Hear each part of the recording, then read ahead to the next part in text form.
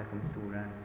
आज हमारा computer application and web का लेक्चर आज हम डिस्कस करेंगे हम सिस्टम यूनिट को डिस्कस करेंगे कि सिस्टम यूनिट क्या होता है। System unit is a case that contain different electronic components of the computer. System unit क्या आपका सिस्टम यूनिट होता है, केस होता है, एक डिब्बा होता है कि जिसमें आपके कंप्यूटर के सारे इलेक्ट्रॉनिक कंपोनेंट्स मौजूद होते हैं। यूज़ टू प्रोसेस डाटा, जो हम यूज़ करते हैं डाटा को प्रोसेस करने के लिए।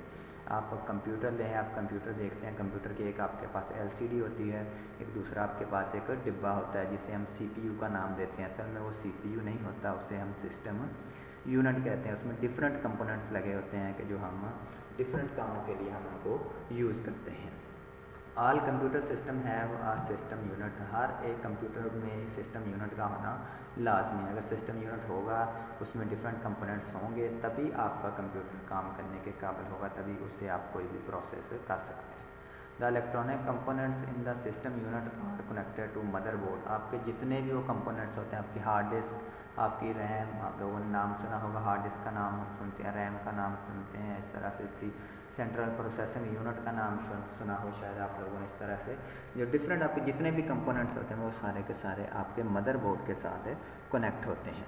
मदरबोर्ड क्या होता है? एक आपका वो बोर्ड लगा होता है उसके आपके सिस्टम के अंदर, यूनिट के अंदर, सिस्टम यूनिट के अंदर, कि जिसके ऊपर हम सारी की सारी अपनी चीज़ें फिट करते हैं। Motherboard is also known as system board. उसे हम सिस्टम बोर्ड भी कहते हैं, और मेन बोर्ड, या आप मेन बोर्ड का नाम देते हैं।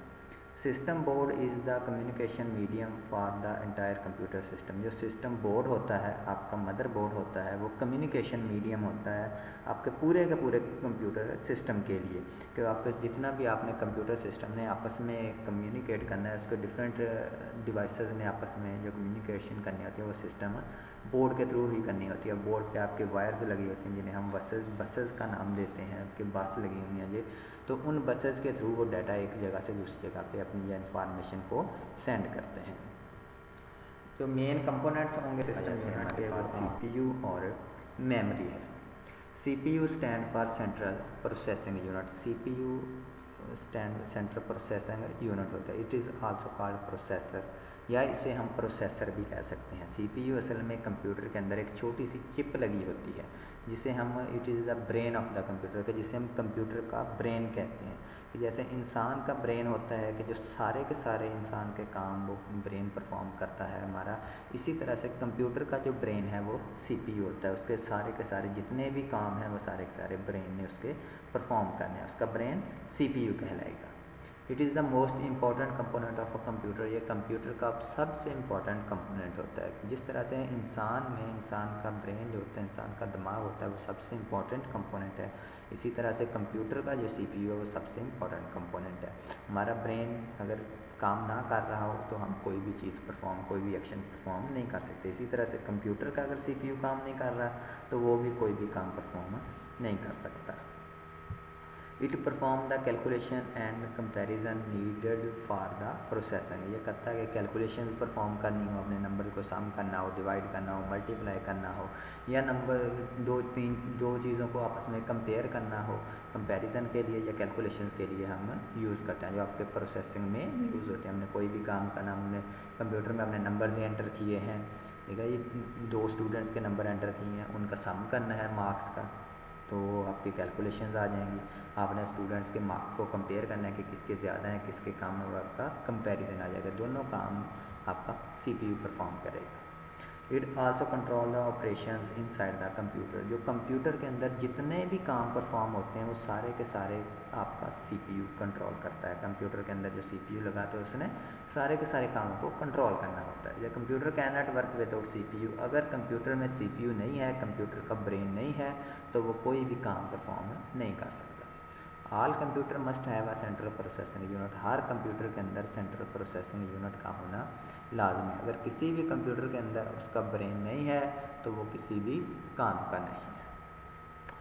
सेकंड नंबर पे हमारे पास मेमोरी आ जाती है। जैसे सीपीयू है, सीपीयू को आगे हम डिटेल से डिस्कस करेंगे। इसके दो पार्ट्स होते हैं, एक सीयू होता है कंट्रोल यूनिट, दूसरा ALU arithmetic and logic unit होता है। इसको हम आगे जाके डिटेल से डिस्कस करेंगे। उसके बाद हमारे पास मेमोरी आ जाता है। Memory the hardware components that store data and instruction temporarily is called memory. जो आपका टेम्परेरी तौर पे हमारा डाटा या इंस्ट्रक्शन को जो मेमोरी स्टोर करती है। मेमोरी क्या है? कंप्यूटर के अंदर एक स्टोरेज एरिया है। स्टोरेज जहाँ पे हम चीज़ें स्टोर करते हैं, जैसे हम मोबाइल में मेमोरी कार्ड वगैरह लगाते हैं, वो हमारी स्टोरेज है, लेकिन वो परमानेंट स्टोरेज होती है। लेकिन जो मेमोरी है वो हमारी टेम्परेरी स्टोरेज होती है, कि इसमें डाटा टेम्परेरी तौर पे स्टोर होता है। It is also called primary memory और मेन मेमोरी। इसे हम प्राइमरी मेमोरी भी कह सकते हैं, मेन मेमोरी भी कह सकते हैं। It consist of electronic chips और माउंटेड ऑन द मदरबोर्ड। ये जो होते हैं, ये इलेक्ट्रॉनिक चिप्स पे आपके एग्जिस्ट करती है। मेमोरी होती क्या है? इलेक्ट्रॉनिक चिप्स होती हैं, जिसे हम रैम का नाम हम देते हैं। ये आपकी मेमोरी होती है, ये मदरबोर्ड पे लगाई जाती है। It is use to store input data before processing. ये हम डाटा को स्टोर करने के लिए, आपने कंप्यूटर के अंदर डाटा स्टोर किया, उसको उस पर कोई अमल करना है, अमल करने के बाद उसमें आपको इंफॉर्मेशन रिज़ल्ट आपका देना होता है, जो हमने डिस्कस भी किया था इसको स्टार्ट में, कि जो हम डाटा कंप्यूटर को देते हैं उसको स्टोर कहाँ पे करना है। प्रोसेसिंग से पहले, काम होने से पहले, कि उसको प्रोसेस करके उसकी इंफॉर्मेशन निकालने से पहले जो स्टोर करते हैं उसको हम मेमोरी में स्टोर करते हैं, कि यहीं से उस डाटा को आपका कंप्यूटर ले और उस पर कोई अमल करे।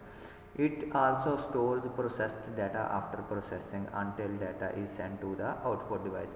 ये जब कंप्यूटर ने कोई प्रोसेस किया डाटा पे, कोई भी अमल किया, अमल करने के बाद, कोई भी प्रोसेस करने के बाद जो कंप्यूटर ने इंफॉर्मेशन होती है उसको भी स्टोर करना होता है अपने पास। इंफॉर्मेशन को भी ये स्टोर करता है, कब तक अपने पास स्टोर करता है? जब तक आप वो इन आउटपुट डिवाइस को ना दे दे, मतलब आपको स्क्रीन पे शो ना करे। जब आपको स्क्रीन पे शो कर दी आपकी आउटपुट, आपका काम ख़त्म हो गया, फिर उसको वो मेमोरी से कंप्यूटर रिमूव कर देता है। The main memory is also called volatile because its content are lost when the computer is turned off। इसको हम वोल्टाइल मेमोरी भी बोलते हैं। वोल्टाइल मेमोरी हम इसलिए बोलते हैं क्योंकि इसमें जितना भी डाटा होता है मेमोरी में, आपकी रैम में, हम मोबाइल्स में देखते हैं हमारे रैम लगी होती है, उसमें जितना भी डाटा होता है वो ख़त्म हो जाता है। कब? जब हम मोबाइल को या अपने कंप्यूटर को टर्न ऑफ करते हैं, उसको बंद करते हैं, तो उसमें जितना भी डाटा होगा वो सारे का सारा ख़त्म हो जाएगा। उसके बाद हम डिस्कस करते हैं स्टोरेज डिवाइसेस को। हमने इनपुट डिवाइसेस को पढ़ा के बारे में पढ़ा था। इनपुट डिवाइसेस जो जिसके थ्रू हम डाटा देते हैं, आउटपुट डिवाइसेस जिसके थ्रू कंप्यूटर हमें डाटा देता है, और स्टोरेज डिवाइसेस जो हम कंप्यूटर को डाटा देते हैं, कंप्यूटर उसको कहीं ना कहीं अपने पास स्टोर भी कर रहा होता है, तो वो हमारी क्या होती हैं? स्टोरेज डिवाइसेस होते हैं। मेमोरी और स्टोरेज में फ़र्क होता है। मेमोरी क्या होती है? जो टेम्परेरी तौर पर डाटा स्टोर करती है। कंप्यूटर की रैम, भाई ये टेम्परेरी मेमोरी होती है, कि इसमें डाटा सिर्फ उतनी देर के लिए स्टोर होता है जितनी देर के लिए हमारा कंप्यूटर चल रहा है। लेकिन जो स्टोरेज होती है उसमें डाटा हमारा परमानेंटली स्टोर होता है। हमारे कंप्यूटर मोबाइल की मेमोरी कार्ड हम उसमें डालते हैं, या इसकी अपनी जो मेमोरी होती है उसमें जितना भी हम डाटा स्टोर करते हैं, हम अगर मोबाइल को बंद भी कर दें तो हमारा डाटा उसमें से रिमूव नहीं होता, वो वैसे का वैसे स्टोर रहता है। हम अपनी कंप्यूटर की हार्ड डिस्क में डी ड्राइव में, सी ड्राइव में जो डाटा स्टोर करते हैं वो भी हमारा वैसे का वैसे रहता है। वो हमारी स्टोरेज होती है। स्टोरेज परमानेंट होती है। मेमोरी, आपने डिफरेंस याद रखना है, मेमोरी हमेशा टेम्परेरी होती है और स्टोरेज परमानेंट होती है। The hardware components use to store data, instruction and information. जो हमारा हार्डवेयर कंपोनेंट यूज़ करते हैं किसके काम के लिए? डाटा को स्टोर करने के लिए, इन्फॉर्मेशन को, इंस्ट्रक्शन को हम परमानेंटली स्टोर करने के लिए, are called storage devices. They are called non volatile. इसको हम नॉन वोल्टाइल भी कहते हैं। जैसे अभी भी हमने मेमोरी के बारे में पढ़ा था कि मेमोरी क्या है? वोल्टाइल है, कि जिसमें जितना भी डाटा आता है वो सारे का सारा रिमूव हो जाता है। लेकिन जो मेमोरी में आपका डाटा होता है वो वैसे का वैसे पड़ा रहता है। इसको हम नॉन वोल्टाइल कहते हैं। As their content are not lost when the computer is turn off. जब हम कंप्यूटर बंद भी कर लें तो उसमें जितना भी डाटा होता है वो लॉस नहीं होता। The storage devices are available in different size. जो हमारी स्टोरेज डिवाइसेज हैं वो डिफरेंट साइज़ में एंड डिफरेंट कैपेसिटी में अवेलेबल होते हैं। मेमोरी कार्ड भी लेने जाते हैं बाज़ार से, या यूएसबी लेने जाते हैं, वो भी स्टोरेज में आती है। वो देते हैं हम, वो 4 GB, 8 GB, 16 GB, 32 GB, 64 GB, और शेप भी उसकी डिफरेंट होती है। तो डिफरेंट साइज़ और डिफरेंट कैपेसिटी में हमें ये अवेलेबल होते हैं। They can be installed inside the computer or attached to the computer as an external device. इसको हम कंप्यूटर के अंदर भी लगा सकते हैं और कंप्यूटर के साथ एक्सटर्नली भी अटैच कर सकते हैं। जैसे हमारे कंप्यूटर में हार्ड डिस्क लगी होती है, वो इंटरनली उसके अंदर स्टोर की होती है, इंस्टॉल की होती है कि जिसमें हम डाटा स्टोर करते हैं। और जो हम एक्सटर्नली लगाते हैं वो क्या चीज़ होती है, वो हमारी USB लगाते हैं। जो हम USB लगा के उसमें डाटा कॉपी करते हैं वो हमारा एक्सटर्नल डिवाइस आ जाएगी। एग्जाम्पल आ जाएंगे स्टोरेज डिवाइसेस की। पहले नंबर पे हार्ड डिस्क आ जाता है, जो कंप्यूटर के अंदर एक डिस्क लगी होती है कि जिस पर डाटा सारे का सारा स्टोर होता है। It is located inside the system unit to store data and program, जो डाटा और प्रोग्राम को स्टोर करती है अपने पास। उसके बाद हमारे पास फ्लैश ड्राइव आ जाएगा। It is portable storage device use to store documents, photos, audios, videos. हम फ्लैश ड्राइव हमारी USB जो हम आम यूज़ करते हैं वो हमारी फ्लैश ड्राइव है। उससे हम यूज़ किस काम के लिए करते हैं, हमारे डॉक्यूमेंट्स, पिक्चर्स को, ऑडियो को, वीडियो को स्टोर करने के लिए यूज़ करते हैं। और स्टोर इस पर हम किस लिए करते हैं, एक कंप्यूटर से दूसरे कंप्यूटर पे लेके जाने के लिए। आपने किसी से मूवी लेनी है, आप क्या करते हैं, मुझे USB में कॉपी कर दें, हम USB लगाते हैं, मूवी कॉपी करते हैं और दूसरे कंप्यूटर पर जाके उसको कॉपी कर लेते हैं। उसके बाद ऑप्टिकल डिस्क आ जाएगा, जो हम बाज़ार से वो CDs वगैरह, DVD वगैरह देखते हैं, वो हमारी ऑप्टिकल डिस्क होती हैं। It is generally use to store software, photos, movies and music. इसे हम यूज़ करते हैं सॉफ्टवेयर को, फ़ोटोज़ को, मूवीज़ को स्टोर करने के लिए। वो हम बाज़ार से लेके आते हैं, उसमें मूवी होती है, जो सॉन्ग होते हैं या कोई भी आपकी गेम वगैरह होती है, इन कामों के लिए हम स्टोर करते हैं। उसके बाद मेमोरी कार्ड आ जाएगा। It is a removable flash memory that is use to store photo, audio, files and other content. Memory card जो हम मोबाइल्स में यूज़ करते हैं वो भी हमारी स्टोरेज है। उसमें हम उसको कंप्यूटर के साथ लगा के, अपने मोबाइल के साथ लगा के उसको जब आपका दिल करे निकाल भी सकते हैं। रिमूवेबल है इसलिए कि उसको आप जब दिल करे लगा लें, जब दिल करे आप रिमूव कर लें। और उसको हम यूज़ करते हैं फ़ोटोज़ को, ऑडियो को, वीडियो को स्टोर करने के लिए। आज उसकी ये आ जाएगी, आपकी शेप आ जाएगी स्टोरेज की। इसमें हार्ड डिस्क की ये शेप बनी हुई है, ये USB बनी हुई है। ये हम हर रोज़ देखते हैं। हार्ड डिस्क भी आप लोगों ने शायद देखी हो, USB तो हम हर रोज़ देखते हैं। स्टोरेज डिवाइस में आपका मेमोरी कार्ड आ जाता है, ऑप्टिकल डिस्क आ जाती है, सॉलिड स्टेट ड्राइव आ जाती है आपकी। ये सारी चीज़ें आपके मेमोरी कार्ड वगैरह हैं। उसके बाद कम्युनिकेशन डिवाइसेस। कम्युनिकेशन डिवाइसेस में hardware component use to communicate and exchange data. ये हार्डवेयर कंपोनेंट है जिसे हम यूज़ करते हैं कम्युनिकेट करने के लिए लोगों के साथ, या डाटा को एक्सचेंज करने के लिए। इंस्ट्रक्शन एंड इंफॉर्मेशन, हम अपने डाटा को, इंस्ट्रक्शन को, इंफॉर्मेशन को दूसरे लोगों के साथ शेयर करने के लिए यूज़ करते हैं। With other computer are called communication devices. ऐसी डिवाइस जिस डिवाइस के थ्रू हम अपना डाटा या अपनी इंफॉर्मेशन दूसरे लोगों के साथ शेयर कर सकें, उसे हम कम्युनिकेशन डिवाइस का नाम देंगे।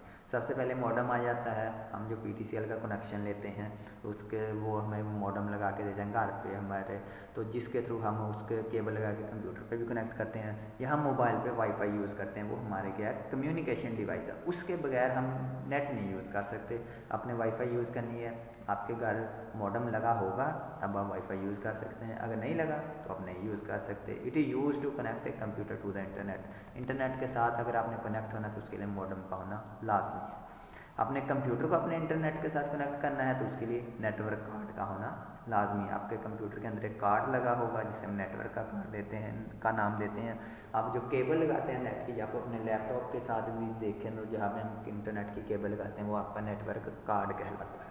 It is use to connect a computer to a computer network. अगर आपने इंटरनेट कंप्यूटर या लैपटॉप पे यूज़ करना है, वाईफाई नहीं केबल वाला, तो आपको आप नेटवर्क कार्ड के साथ अपनी केबल लगानी ज़रूरी है। आपके कंप्यूटर में नेटवर्क कार्ड होगा तभी आप केबल लगा सकते हैं। उसके बाद राउटर आ जाएगा। It is use to connect different devices to share data in internet connection. Router आ जाएगा। राउटर भी एक डिवाइस है जिसे हम यूज़ करते हैं इंटरनेट ये कनेक्शन को शेयर करने के लिए। आपने एक इंटरनेट कनेक्शन लिया है, उसको आगे अपने किसी फ्रेंड के साथ शेयर करना है तो उसके लिए हम राउटर यूज़ करते हैं, जो अपने डिफरेंट डिवाइसेस को आपस में कनेक्ट करने के लिए मॉडेम की तरह ही ये काम करता है। आज के लेक्चर में यही है, कल नेक्स्ट लेक्चर में हम इससे आगे पढ़ेंगे। तब तक के लिए अल्लाह।